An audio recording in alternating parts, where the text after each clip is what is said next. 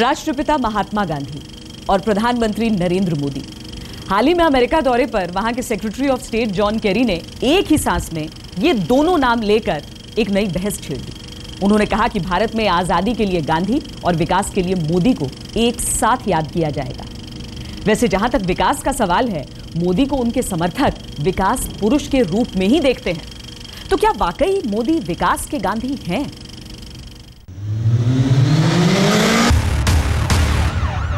बंदे हैं हम उसके, हम पे किसका जोर। उम्मीदों के सूरज निकले चारों ओर, इरादे हैं फौलादी, हिम्मती हर कदम। अपने हाथों किस्मत लिखने आज चले हैं हम।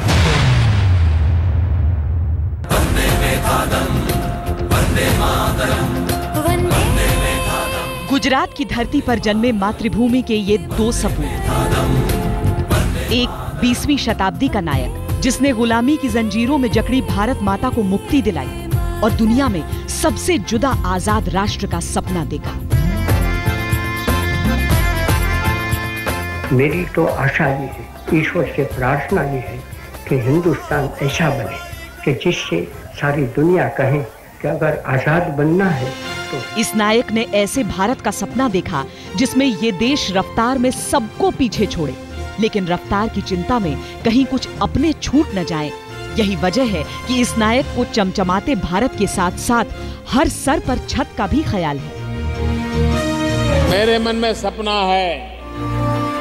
देश की जनता प्रधानमंत्री नरेंद्र मोदी में नायक का रूप देख रही है और जनता के इस नायक ने देश की आजादी के महानायक महात्मा गांधी के सपनों को पूरा करने की तरफ कदम बढ़ा दिए हैं। बापू स्वच्छ भारत की कल्पना करते थे, मोदी ने खुद ही हाथ में झाड़ू थाम ली।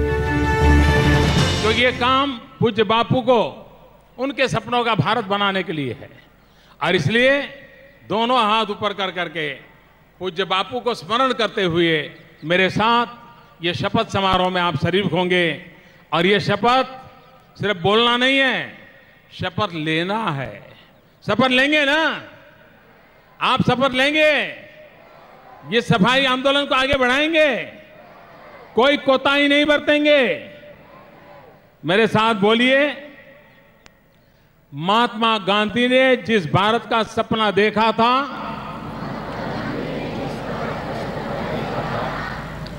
उसमें सिर्फ राजनीतिक आजादी ही नहीं थी।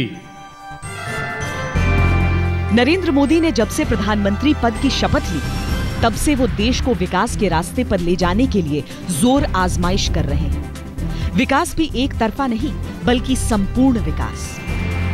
सरकार के पहले बजट में उन्होंने स्मार्ट सिटी, बुलेट ट्रेन के लिए बाकायदा अलग फंड रखा। नरेंद्र मोदी ने विकास के एजेंडे पर लोकसभा चुनाव में अभूतपूर्व विजय हासिल की थी। विकास का एजेंडा उनसे एक पल भी छूटा नहीं है। तभी तो अमेरिका के विदेश मंत्री जॉन केरी ने मोदी को भारत के विकास में गांधी के बरअक्स देखा। Prime Minister Modi, we want you to succeed. It is in all of our interest. And we want history to remember that what you did for India's development is the same memory people have of the history of Mahatma Gandhi and what he did for India's independence. प्रधानमंत्री नरेंद्र मोदी देश के विकास के लिए हर बाधा हटा रहे हैं, उल्टे सीधे कानून हटा रहे हैं, विदेशी निवेश के लिए रास्ता खोल रहे हैं। हाल ही में उन्होंने जापान और चीन से अरबों के करार पर दस्तखत किए।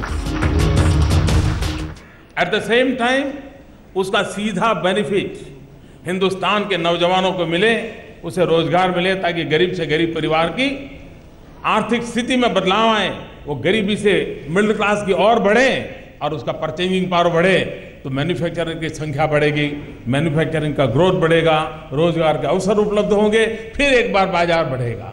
ये एक ऐसा चक्र है, उस चक्र को आगे बढ़ाने की दिशा में ये महत्वपूर्ण काम आज ये शेर का कदम है, ये लाइन का स्टेप है, make in India. John Kerry की बात कूटनीति की कसौटी पर मेहमान नवाजी कहकर टाली जा सकती है, लेकिन हम गहराई में उतरकर इस आकलन की सच्चाई को टटोल रहे हैं। दरअसल महात्मा गांधी ने हमें सिर्फ आजादी नहीं दिलाई थी, उनकी अपनी आर्थिक नीति थी, अपनी सोच थी। मोदी भी महात्मा की उस सोच को वर्तमान में ढालकर आगे बढ़ाना चाहते हैं।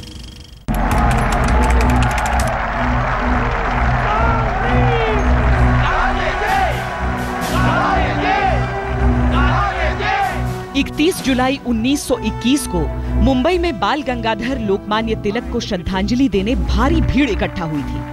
असहयोग आंदोलन की पहली वर्षगांठ भी थी और महात्मा गांधी ने विदेशी सामान की सबसे बड़ी होली जलाने का फैसला किया था।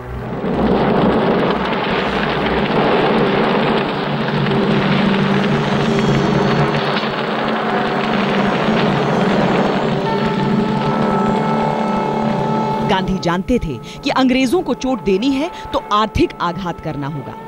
स्वदेशी का नारा आजादी की जंग में एक बड़ा हथियार था। अंग्रेज हिंदुस्तान से कपास ले जाते और मशीनों के जरिए कपड़े बनाकर महंगे दामों पर हिंदुस्तानियों को ही बेचते। गांधी की चरखा क्रांति अंग्रेजों पर आश्रय से आजादी थी। नरेंद्र मोदी ने पिछले महीने उतने ही गर्व से चीन के राष्ट्रपति शी जिनपिंग को गांधी का वो चरखा दिखाया था। साबरमती आश्रम पर एक चरखा उन्हें तोहफे में भी दिया था। आज मोदी महात्मा गांधी ने आजादी की जंग में स्वदेशी का नारा दिया था, तो मोदी आज ग्लोबल विलेज के दौर में मेक इन इंडिया का नारा देते हैं। हाँ, मोदी का स्वदेशी वर्तमान की जरूरतों में बंधा है, लेकिन लक्ष्य वही है, अपने देश की आर्थिक मजबूती, अपने लोगों का आर्थिक स्वावलंबन। जब मैं मेक इन इंडिया की बात करता हूं तो दुनिया के लोग आए। आज दुनिया के हर उद्योगकार को उत्पादन तो करना है, मार्केट अवेलेबल है, उसकी चिंता यही है कि लो कॉस्ट प्रोडक्शन कैसे हो, इफेक्टिव गवर्नेंस की सुविधा कैसे मिले, अपने इन्वेस्टमेंट की सिक्योरिटी कैसे हो, उसको प्रॉपर ह्यूमन रिसोर्स कैसे मिले, अपने मुलाजिम के लिए, अपने अफसरों के लिए क्वालिटी ऑफ लाइफ कैसे उपलब्ध हो। अगर इन बातों पर ध्यान दिया गया तो विदेश के लोगों को आकर के संभावनाएं बढ़ गया। इसके विरोध में कई तर्क हो सकते हैं, लेकिन विदेशी निवेश से घर पर उत्पादन के फायदे कोई कम करके नहीं आंक सकता। जहां तक शुद्ध स्वदेशी का सवाल है, तो दीपावली पर एक शुभ प्रयोग के संकेत हैं। वाणिज्य मंत्रालय के एक विभाग ने 29 सितंबर को विदेशी पटाखों की बिक्री और संचय को गैर कानूनी करार दिया। हालांकि किसी देश का नाम नहीं लिया गया, लेकिन चीन की ओर इशारा साफ था। चीनी पटाखों ने सालों से भारतीय बाजार पर कब्जा कर रखा था। नतीजतन तमिलनाडु का 3000 करोड़ का पटाखा उद्योग आखिरी सांसें ले रहा था। करीब 3 लाख लोगों के रोजगार का जरिया होने के कारण पहले भी सरकारों से विदेशी पटाखों पर नियंत्रण की अपील की गई, लेकिन किसी ने एक न सुनी। पटाखों पर इस फैसले के अलावा भी मोदी सरकार इस कोशिश में है कि लोगों को रंगीन बत्तियों की जगह जगमगाते दियों की ओर आकर्षित किया जाए। स्वदेशी की सच्ची शुरुआत त्योहार से हो, परंपराओं से दोबारा परिचय करवाया जाए। नरेंद्र मोदी 2001 में गुजरात के मुख्यमंत्री बने थे। उसके बाद से उनके कामकाज की ऐसी झांकी उस राज्य ने देखी कि वो चुनाव जीतते ही गए। गुजरात के विकास का ही नमूना था, जिसके आधार पर पूरे देश ने उन्हें अपना प्रधानमंत्री चुना। विरोधियों ने कहा गुजरात का विकास मोदी ने नहीं किया, पर आंकड़े और तस्वीरें कोई और ही कहानी सुनाते हैं। आप सब प्रवासी भारतीय हैं, क्योंकि आप भारत से बाहर आए हैं। आपकी तरह एक M.K. गांधी भी, ये भी प्रवासी भारतीय थे। हिंदुस्तान को विकास के जिस रास्ते पर प्रधानमंत्री नरेंद्र मोदी ले जाना चाहते हैं, वो रास्ता गुजरात ने अपनी आंखों से देखा है। उस रास्ते पर चलकर गुजरात ने तरक्की की नई बुलंदियां छुई हैं।